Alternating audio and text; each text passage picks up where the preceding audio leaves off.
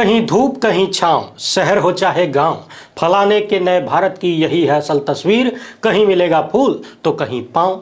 नमाजियों को पीछे से लात मारने, जबरन ढकेलने और आंतरिक द्वेष से भरे हुए पुलिसकर्मी द्वारा हमला करने का वीडियो तो आप सबने देख ही लिया होगा। ये वीडियो दिल्ली के इंद्रलोक का बताया जा रहा है। इंद्रलोक यानी इंद्र की दुनिया, और इंद्र की दुनिया में कैसा स्वर्ग बनाया गया है ये आप सबके सामने है। दिल्ली में पुलिस वाले ने जो किया वो तो वर्तमान है, लेकिन आज हम इस वीडियो में इसके भूत और भविष्य की बात करने वाले हैं। इस घटना से पहले इस देश में क्या कुछ हुआ है और इस घटना के बाद भविष्य में इससे कौन कौन सा जहरीला फूल खिलाने की कोशिश है उस पर बात करेंगे। इस मामले को लेकर लोगों के मन में बड़ा गहरा संदेह पैदा होने लगा है, क्योंकि सत्ता के परम लालची लोग जो झोला लेकर घूमते हैं, खबर है कि उनका झोलवा खाली हो चुका है। इस घटना का 2024 के लोकसभा चुनाव से क्या कनेक्शन हो सकता है और अंदर अंदर कौन से गुल खिल रहे होंगे या खिलाए जा सकते हैं, उन पर अच्छे से चर्चा करेंगे। कहा जा रहा है कि दरअसल ये घटना ज़ॉम्बीज को डोज देने के लिए प्रयोग हो रही है या हो सकती है। ज़ॉम्बी क्या है ये तो आप जानते ही हैं, उसका डोज क्या है बेहद आसान भाषा में आपको बताएंगे। इसके साथ ही बात करेंगे सत्ता के घर गिराओ और सड़क पर पहुंचाओ योजना की। पिछले 2 सालों में अलग अलग सरकारों ने जितने घर गिराए हैं और जितने लोगों को बेघर किया है, आंकड़ा सुनकर आपकी खोपड़ियां घूम जाएगी। इसके अलावा बात करेंगे भाजपा नेताओं के चहेते तथा भाषाई स्तर की निम्नता को छूने वाले और सांपों के जहर की तस्करी के गंभीर आरोपी एल्विस यादव की। इसका एक नया कारनामा सामने आया है, वीडियो सामने आया है। इसके साथ साथ राजनीति और असामाजिक तत्वों के बीच कैसा गठजोड़ होता है उसका कथित कनेक्शन भी सामने आया है। एल्विस कथित रूप से अपने गुंडे साथियों के साथ मिलकर एक युवक की पिटाई कर रहा था। इस मामले में कुछ नई बातें सामने आई हैं। बातचीत शुरू करने से पहले आप सभी से अनुरोध है कि यदि आप पहली बार देख रहे हैं तो फेसबुक पर हमारे पेज को फॉलो और लाइक कर लीजिए, यूट्यूब पर सब्सक्राइब करके घंटा बजा दीजिएगा। अन्य से वीडियो को लाइक करना, चैनल को सब्सक्राइब करना, शेयर करना, ये सब कुछ बिल्कुल फ्री होता है, लेकिन इस चैनल की मजबूती के लिए बहुत जरूरी होता है। शुरुआत में ही कर लिया करिए। इसके अलावा यदि हो सके तो इस QR कोड या फिर मोबाइल नंबर का प्रयोग करते हुए हमें आर्थिक रूप से मजबूत करने का प्रयास जरूर करें। बहुत बहुत धन्यवाद। पिछले दिनों देश के एक बड़े सेठ मुकेश अंबानी की पत्नी का एक वीडियो सामने आया, जिसमें वो ईश्वर अल्लाह एक है जैसे किसी गाने पर नृत्य करती हुई नजर आई। नीता अंबानी बहुत बढ़िया नृत्य करती हैं, इस बात में कोई संदेह नहीं है, मगर उन्हीं का चैनल पूरे देश में नफरत का जो नृत्य कर रहा है, या तो उसे देख नहीं पाती या फिर देखना नहीं चाहती हैं। अपने घर के कार्यक्रम में सर्वधर्म समभाव की बात करती हैं और चैनल के माध्यम से देश में आग भी लगाई जाती है, दिन रात जहर की उल्टियां करवाई जाती हैं। ये अलग बात है कि हाल ही में न्यूज 18 पर भी नफरत फैलाने को लेकर हजारों का जुर्माना लगा, डांट फटकार लगी, वीडियो डिलीट करने का आदेश आया। NBDSA की तरफ से गोदी मीडिया के कई बड़े चैनल और लपटझंडिस लपेटे में आए, लेकिन हमने उस वक्त भी कहा था कि कुछ हजार का जुर्माना या फिर डांट फटकार से इन मोटी चमड़ी वाले चमगादड़ों पर कोई असर होने वाला नहीं है, क्योंकि सेठ के पास पैसा बहुत है और ये लपटझंडिस पूरी तरह से संवेदनहीन हो चुके हैं। भारत के भविष्य में यदि कभी प्रधानमंत्रियों के कार्यकाल को आंका जाएगा तो निश्चित ही ये भी लिखा जाएगा कि एक प्रधानमंत्री ऐसे भी हुआ करते थे, नरेंद्र मोदी, जिनके 10 साल के कार्यकाल में सबसे बड़ी उपलब्धि यही थी कि उन्होंने भाषा के आधार पर भी बांटा, क्षेत्र के आधार पर भी बांटा, दलों के आधार पर तो बांटा ही, जाति धर्म संप्रदाय हर एक मुद्दे पर बांटा। और ये सब तो अलग बातें हैं, परिवारों को भी नहीं छोड़ा, वो राजनीतिक परिवार हो या फिर आम जनता का परिवार। बांटने का जहरीला इंजेक्शन हर जगह पहुंचाया गया। दुनिया के इतिहास में जब आप ढूंढेंगे तो ऐसे कुछ ही उदाहरण मिलेंगे जब राजनीतिक विचारधारा की वजह से परिवार बंट गए हों।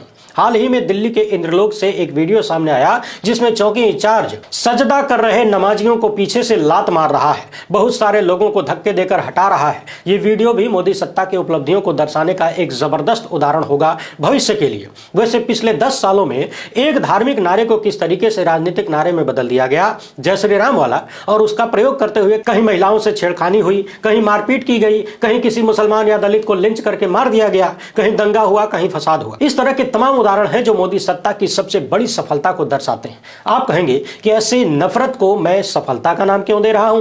वो इसलिए क्योंकि जो लोग इसके लिए काम कर रहे हैं उनके लिए तो ये सफलता ही है।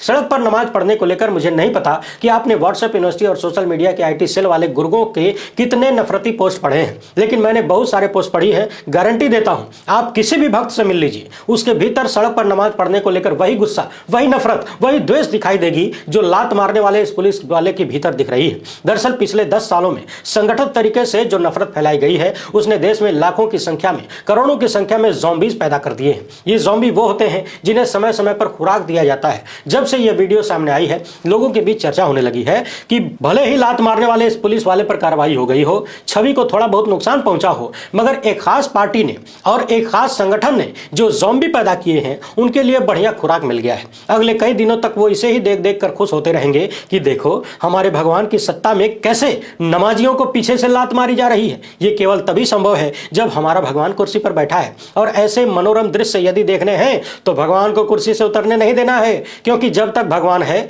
तभी तक ये मुमकिन है। आप कहेंगे कि ये तो पुलिस वाला था, कोई राजनीतिक कार्यकर्ता या भक्तों की टोली का सदस्य तो था नहीं, मगर आप शायद भूल रहे हैं कि व्हाट्सएप यूनिवर्सिटी में देश के हर हिस्से और हर एक विभाग के सदस्य हैं। वहां सबकी छात्रशाला है। एक जगह से की गई नफरत की उल्टियां सबके मुंह में ठूसी जाती हैं और वो लोग इसका भरपूर स्वाद भी लेते हैं। बहुत सारे लोग आपको इस पुलिस वाले के समर्थन में भी मिल जाएंगे, ये कहते हुए कि सड़क पर नमाज पढ़ने की क्या जरूरत है, ये सड़क पर कब्जा करने की साजिश है। जबकि यही लोग कांवड़ यात्रा के दौरान सड़कों को बंद किए जाने पर एक शब्द नहीं बोल पाते। इलाहाबाद से वाराणसी का एक हाईवे है, जीटी रोड कहा जाता है। सावन के महीने में एक तरफ की सड़क को पूरी तरह से आम जनता के लिए बंद कर दिया जाता है। इसके अलावा दूसरी तरफ की सड़क पर भी कांवड़ ले जाने वालों की डिस्टर्बेंस देखने को मिलती है, मगर इसके बावजूद किसी पुलिस वाले की इतनी हैसियत नहीं होती कि वहां ट्रैफिक की बात कर दे, न तो किसी आम जनमानस को कोई तकलीफ होती है। हालांकि आम जनमानस को तकलीफ तो बहुत होती है, लेकिन मन का दर्द कहे तो किससे कहे। हाल ही में आपने देखा अयोध्या वाले मंदिर के उद्घाटन के वक्त हवाई जहाज के भीतर जोर जोर से धार्मिक गीत गाए जा रहे थे। एयरपोर्ट से लेकर रेलवे स्टेशन तक जगह जगह धार्मिक नारे लगाए जा रहे थे।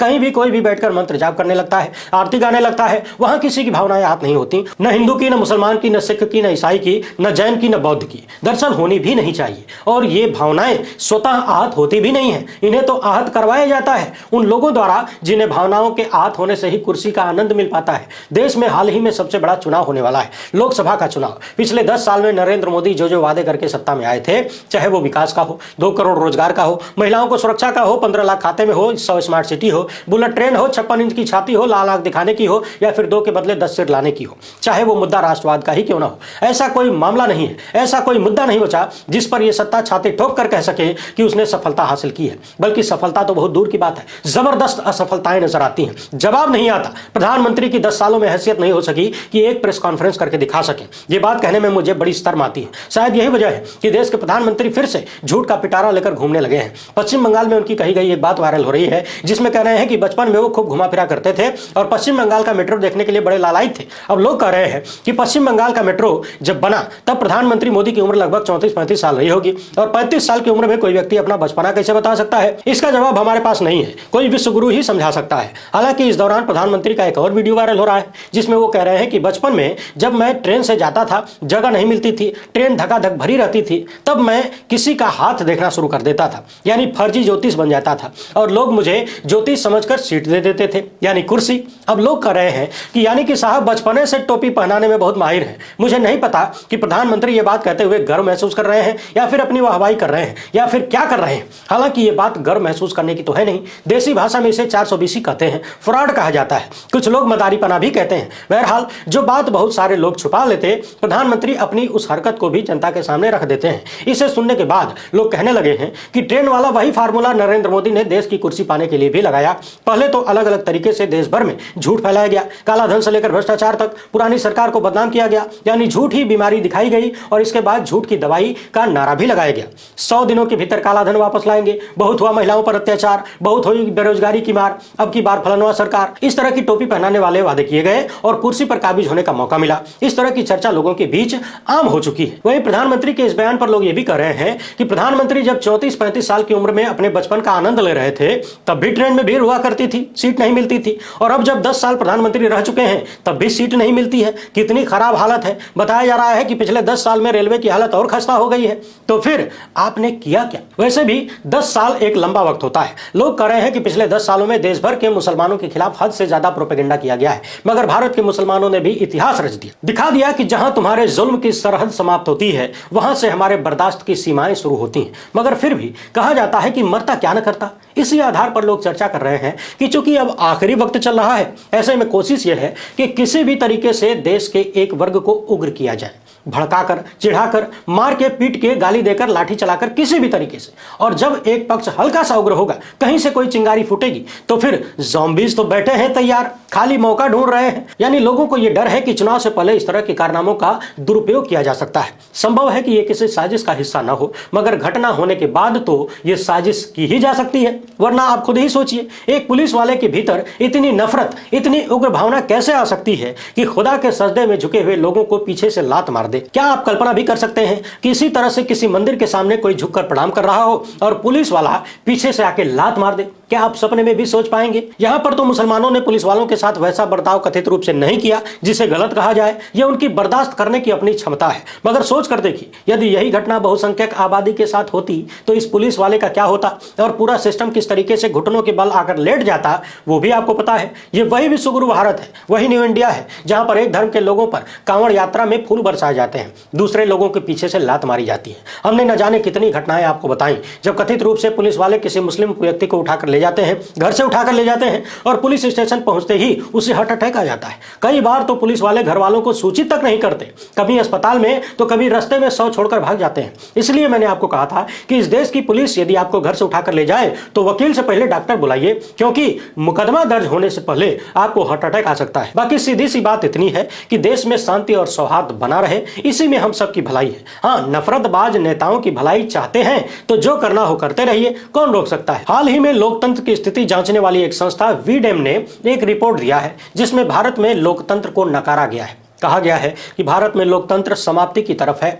यह भी कहा गया है कि भारत सरकारी अपराधी हो चुका है, वो भी दुनिया में टॉप पर, यानी दुनिया के सबसे खराब सरकारी अपराधियों में से भारत हो चुका है। 1975 की स्थिति आ गई है, यानी इमरजेंसी वाली स्थिति। फर्क बस इतना है कि उस वक्त लोगों को मालूम था कि इमरजेंसी लग गई है, लेकिन इस बार इमरजेंसी की घोषणा नहीं हुई है। वहीं लोग ये भी चर्चा कर रहे हैं कि इस वीडियो को भक्तों के बीच व्हाट्सएप यूनिवर्सिटी के माध्यम से पहुंचाया जाएगा और उन्हें भक्त बने रहने के लिए डोज दिया जा रहा है ताकि वो इधर उधर ध्यान न भटकाएं, स्वघोषित हिंदू हृदय सम्राट का चालीसा गाते रहें।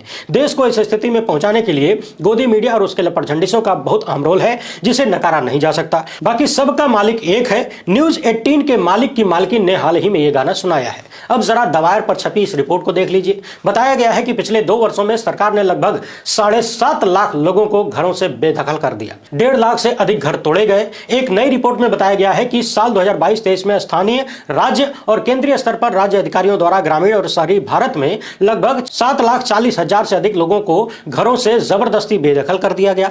एक वक्त में विश्वगुरु टाइप के कोई नेता थे जो कहा करते थे कि मेरा सपना है 2022 तक देश में हर एक व्यक्ति के पास अपना घर हो, अपनी छत हो। अब आप जरा पता लगाइए कि लगभग 7.5 लाख लोगों के सिर से जो छत छीना गया, उनमें से कितनों को छत मिला, कितने बिना छत के हैं। यहां एक बात और ध्यान देने वाली है, ये आंकड़े केवल 23 राज्यों में और 4 केंद्र शासित प्रदेशों के हैं। प्राथमिक और माध्यमिक डेटा संग्रह के माध्यम से ही बताए गए हैं। अनुमान यह है कि पूरे देश में घर से बेदखल या विस्थापित लोगों की वास्तविक संख्या, जो असल संख्या है, वो बहुत ज्यादा हो सकती है। इस रिपोर्ट में बताया गया है कि घरों को गिराने का अभियान कई मामलों में पिछले वर्षों की तुलना में अधिक गंभीरता और क्रूरता के साथ चलाया गया है। आपको याद होगा, हाल ही में मध्य प्रदेश में चुनाव से ठीक पहले कोई कथित धार्मिक यात्रा निकल रही थी। अब आप तो जानते ही हैं, जो नए नवेले धर्म रक्षक पैदा हुए हैं, स्वघोषित धर्म रक्षक, उनकी धार्मिक यात्रा मुसलमानों की गलियों से जब तक न गुजरे तब तक उनका कथित भगवान खुश नहीं होता। मुसलमानों की गलियों से गुजरते हुए यह आरोप लगाया गया कि छत से कुछ मुस्लिम युवक थूक रहे थे। फिर क्या था, दनादन बुलडोजर लग गया। मध्य प्रदेश में उस वक्त मामा की सरकार थी, मुख्यमंत्री थे। मामा ने बिना जांच पड़ताल के मुस्लिम परिवार का घर उजाड़ दिया, मकान तोड़कर धराशायी कर दिया। हालांकि मध्य प्रदेश की जनता ने मामा को फिर से बंगला बना कर दिया था। यह अलग बात है कि दिल्ली वालों ने उन्हें भी घर से बेदखल कर दिया। महीनों बाद जब मामला अदालत में पहुंचा तो पुलिस ने जिन लोगों को गवाह के रूप में प्रस्तुत किया था वो नकार गए। उन्होंने कहा कि हमें तो कुछ पता नहीं, पुलिस ने सादे कागज पर हमसे साइन करवा लिया था। मगर सवाल यह है कि कई महीनों तक जो नौजवान इन बेबुनियाद आरोपों के तहत जेल में रखा गया, उसकी मानसिक और शारीरिक प्रताड़ना का जिम्मेदार कौन है? जिस मकान को तोड़कर पूरे परिवार को बेघर कर दिया गया, उनकी प्रताड़ना का जिम्मेदार कौन है? नफरतबाज नेताओं को राजनीतिक लाभ मिल चुका होगा, भविष्य में भी मिलता रहेगा, लेकिन इन सब को देखने के बाद क्या किसी भी रूप में वीडेम की इस रिपोर्ट को नकारा जा सकता है, जिसमें उसने भारत में लोकतंत्र की समाप्ति और जहरीली राजनीति का जिक्र किया है, जिसमें उसने भारत की स्थिति को बद से बदतर की तरफ जाते हुए बताया है। लेकिन आप लोग टेंशन मत लीजिए, लीजिए, विश्व गुरु तो हम लोग बन के रहेंगे, क्योंकि हमारे पास एल्विस यादव जैसे जोशीले युवा जो हैं, जिन पर हरियाणा के मुख्यमंत्री का हाथ है, हाथ ही नहीं बल्कि सब कुछ है, और सिर्फ उन्हीं का नहीं बल्कि बीजेपी के तमाम नेताओं का हाथ है, और हाथों में हाथ डालकर एक स्टेज पर खड़े भी हो जाते हैं। भले ही उसी एल्विस यादव पर सांप की तस्करी के आरोप लगते हों और भी तरह तरह के शर्मनाक आरोप लगते हों, उससे क्या होता है, यूथ आइकन तो है बीजेपी का। एक बार फिर से एल्विस यादव से संबंधित कुछ घटनाएं सामने आई हैं। सोशल मीडिया पर एक वीडियो दिख रहा है जिसमें एल्विस अपने कई साथियों के साथ एक युवक पर हमला करता है और फिर काफी देर तक उसके साथ मारपीट की जाती है।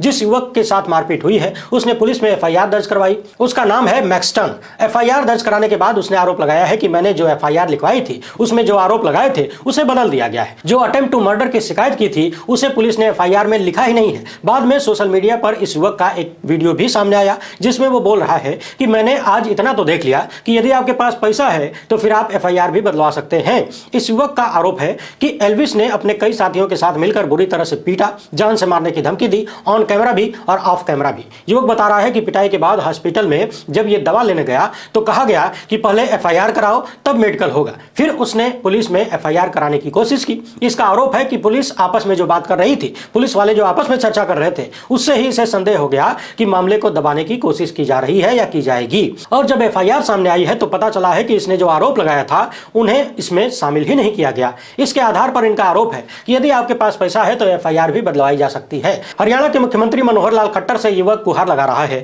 कि एल्विस यादव गुंडा है, उस पर कार्रवाई करिए, उसकी वजह से युवा गलत रास्ते पर जा रहा है। एल्विस का इतिहास बहुत गंदा है। वैसे भाजपा की तमाम सरकारों का रवैया देखकर यह कहा जा सकता है कि सत्ता उसी के साथ खड़ी होगी जिसके साथ जाने में राजनीतिक लाभ होगा। सही गलत नैतिक अनैतिक से कोई फर्क नहीं पड़ता। यदि एल्विस के साथ खड़े होने में राजनीतिक लाभ है तो एल्विस भाई जिंदाबाद, और यदि लगा कि उसके साथ खड़े होने से नुकसान हो सकता है तो फिर मैक्सटन को इंसाफ दो। इस युवक का यह भी आरोप है कि एल्विस ने इसको पीटने के बाद पब्लिक से यह भी कहा कि वर्क डन, यानी काम हो गया। इस वीडियो में मैक्सटन यह भी कह रहा है कि इस बीच यदि मुझे कुछ होता है तो उसका जिम्मेदार एल्विस या उसके साथी होंगे या फिर हरियाणा की पुलिस होगी। बाकी न्यू इंडिया में सब कुछ मजे से चल रहा है। डबल इंजन की सरकारें धक्काधक काम कर रही हैं, कहीं कोई दिक्कत नहीं है, टेंशन लेने की कोई बात नहीं है। वीडियो पसंद आई हो तो लाइक और शेयर जरूर करें। पहली बार देख रहे हैं तो चैनल को सब्सक्राइब कर लीजिए। हमसे जुड़ने के लिए बहुत बहुत धन्यवाद। जय हिंद।